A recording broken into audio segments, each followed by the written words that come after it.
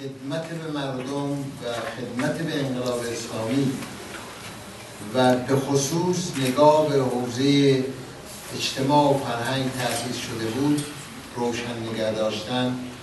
لازم میدونم که از همه اونا تشکر بکنم و امیدوارم که در آینده و به خصوص با فضای مناسب تری که این روزها ایجاد شده ما شاهد فعالیت‌های گسترده‌تر بنیادها و نهادهایی که قصد خدمت دارند باشیم و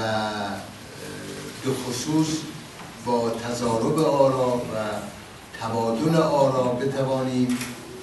آگاهی عمومی رو بالا ببریم و در واقع مسئولیت بیشتری در جامعه در برابر آسیب‌ها و مشکلاتی که وجود داده ایجاد کنیم. ثانیاً از جمله کمبودهایی که در عرصه فعالیت‌های باران وجود داشت زمینه و بستر اطلاع رسانی درست و ایجاد ارتباط با افکار عمومی و جامعه بود. گرچه یه سایتی وجود داشت که با مشکلاتی روبرو بود و البته از نظر محتوا و دامنه کارش هم محدودیت‌هایی داشت و امروز با همت دوستان عزیز، مدیران جدید، هیئت مدیره جدید و جوانان گرانقدری که قصد خیر و خدمت دارن شاهد افتتاح یک سایتی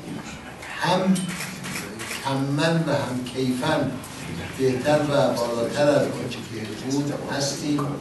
و امیدواریم با حضور اندیشمندان، متفکران، صاحب نظران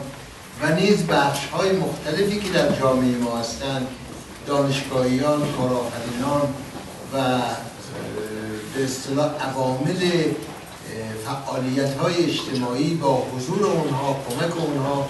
ما شاهد یک سایت بزرگی باشیم که بتواند تامین کننده نیازها و پاسخگوی به پرسش‌ها و نیازهای انبوهی از کاربرانی باشه که علاقه‌مندند به این سایت رجوع بکنن و نیز کل جامعه ما و انشاءالله با تنوعی که در این سایت هست و انشاءالله با تلاشی برای به روز بودنش بتواند جایگاه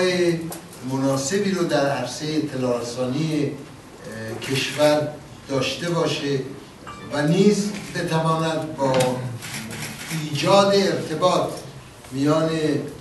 حوزه‌های فرهنگی و اجتماعی در داخل و خارج کشور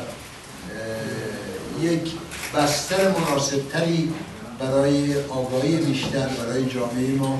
ایجاد بکنه. من از یکایک دوستان تشکر میکنم و امیدوارم که بتوانیم در فضای ایجاد شده آنطور که شایسته است و لازم هست وظیفه خودمون رو در خدمت به انقلاب، خدمت به جامعه و خدمت به مردم و به خصوص